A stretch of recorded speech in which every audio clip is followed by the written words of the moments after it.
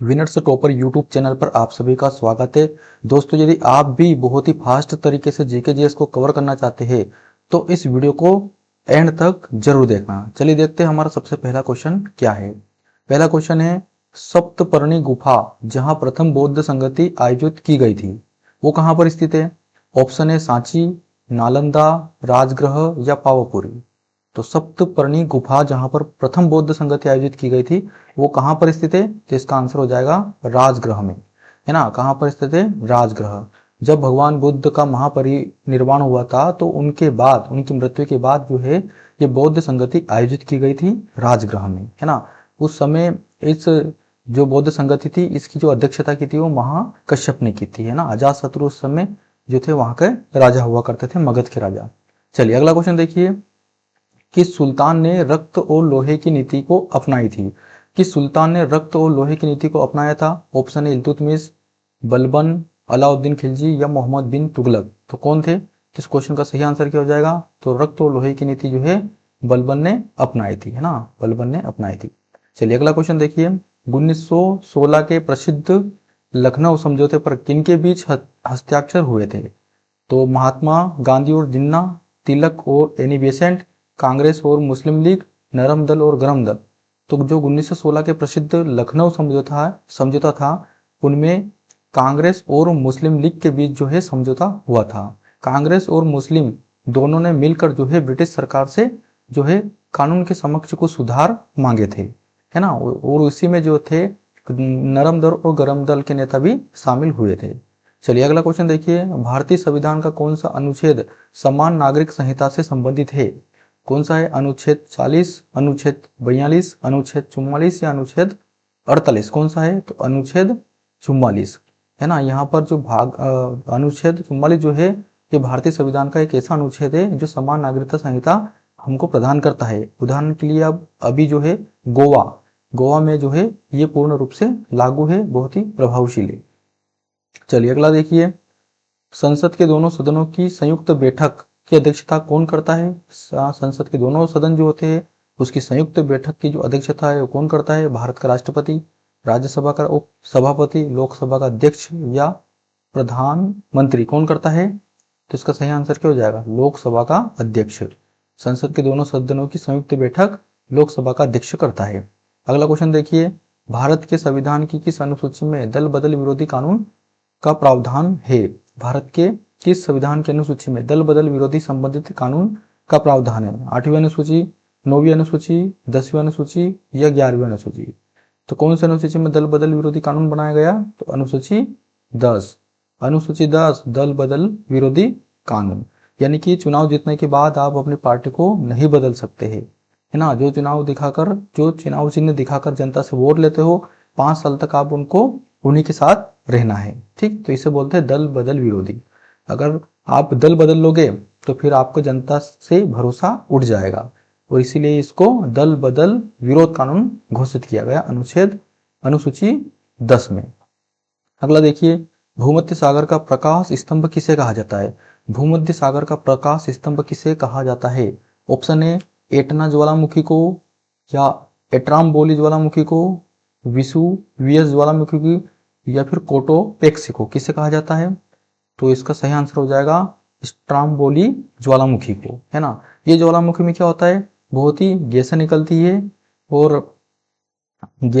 है और लावा निकलता है, जिससे क्या होती है उसका आसपास का जो क्षेत्र होता है वो प्रकाशित रहता है, इसलिए इसको प्रकाश स्तंभ कहा जाता है ना, स्ट्राम्बोली ज्वालामुखी को। अगला क्वेश्चन देखिए, भारत में साइलेंट वैली यानी कि शांत घाटी कहाँ पर स्थित है? कहाँ पर है? तमिलनाडु, केरल, कर्नाटक या उत्तराखंड? कहाँ पर स्थित है? तो इसका आंसर हो जाएगा केरल। कहाँ पर है? केरल में। भारत में साइलेंट वैली केरल में स्थित है। अगला देखिए, गिफिन वस्तुएं किसे कहा जाता है? गिफिन वस्तुएं किसे कहा जाता है? ऐसी वस्तुएं जिनकी कीमत बढ़ने पर मांग घटती है, या ऐसी वस्तुएं जिनकी कीमत बढ़ने पर मांग भी बढ़ती है, या फिर उच्च विलासिता की वस्तुएं, या केवल आयातित वस्तुएं? तो क्या है इसका आंसर? तो गिफिन वस्तु किसे कहते हैं? कि ऐसी वस्तुएं जिनकी कीमत बढ़ने पर मांग भी बढ़ती है, उनको क्या बोलते हैं? गिफिन वस्तुएं बोलते हैं। अगला देखिए, भारत में रेपो रेट कौन तय करता है? जो रेपो रेट होता है वो कौन तय करता है? वित्त मंत्रालय, नीति आयोग, भारतीय रिजर्व बैंक या सेबी? कौन करता है? तो इसका सही आंसर हो जाएगा भारतीय रिजर्व बैंक RBI। भारत में रेपो रेट कौन तय करता है, यानी कि रिजर्व बैंक RBI। तो ये जो रेपो रेट होती है वो क्या होती है, एक ऐसी रेट होती है जो जिस रेट पर जो है RBI जो है वाणिज्यिक बैंकों को उधार पैसा देती है। इससे क्या होता है, जो महंगाई होती है उसको नियंत्रण मिलता है। ठीक है, तो ये होती है रेपो रेट, एक दर होती है पैसे उधार देने की।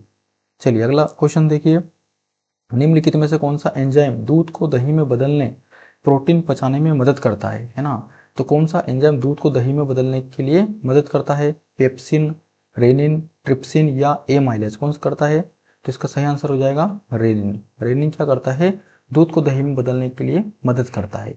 बच्चों में जो है तो रेनिन एंजाइम बहुत ज्यादा होता है, जिस कारण जो दूध पीता है वो जो है दही में जम जाता है ना।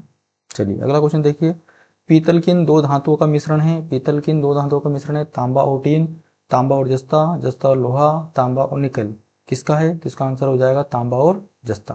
पीतल, तांबा और जस्ता दोनों का मिश्रण है। अगला देखिए, दक्षिण भारत की सबसे ऊंची चोटी कौन सी है। दक्षिण भारत की सबसे ऊंची चोटी कौन सी है, दोड़ा बेटा, अनाईमुडी, महेंद्रगिरी या कल सुबाई, कौन सी है। दक्षिण भारत की सबसे ऊंची चोटी याद रखना अनाईमुडी है। क्या है, अनाईमुडी। चलिए, राष्ट्रीय मानवाधिकार आयोग की स्थापना किस वर्ष की गई थी। राष्ट्रीय मानवाधिकार आयोग की स्थापना कब की गई थी, 1951, 1992, 1993 या 1994। तो इसका आंसर हो जाएगा 1994 में की गई थी। अगला देखिए, ओजोन परत की मोटाई मापने की इकाई क्या है।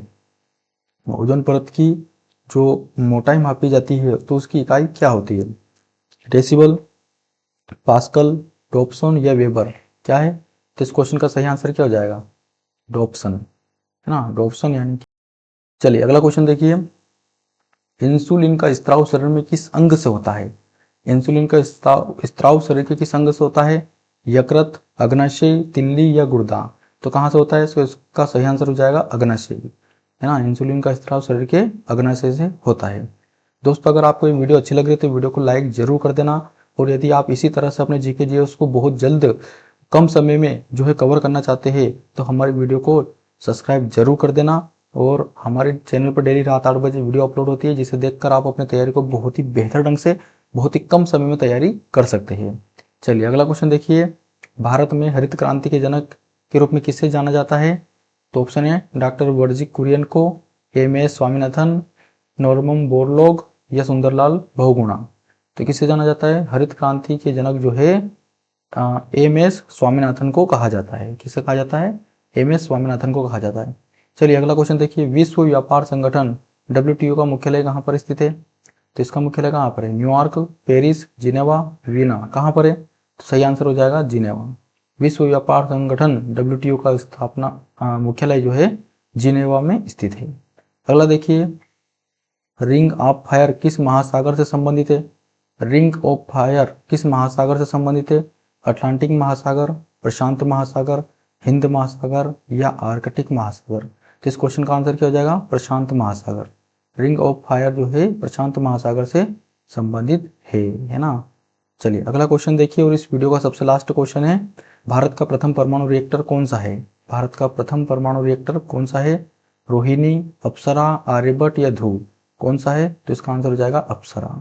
अप्सरा जो है भारत का पहला परमाणु रिएक्टर है। चलिए, तो आज की वीडियो में हमने टोटल 20 क्वेश्चन को अटेम्प्ट किया है। ये क्वेश्चन बहुत ही इंपॉर्टेंट है और कई बार एग्जाम में रिपीट भी हुए हैं। इन क्वेश्चन को आप अच्छे से रिवीजन कीजिए, ताकि जब भी एग्जाम में आपको इस तरह के क्वेश्चन देखने को मिले तो आपको अच्छे से बना पाए। तो मिलते हैं अगली वीडियो में, तब तक के लिए जय हिंद।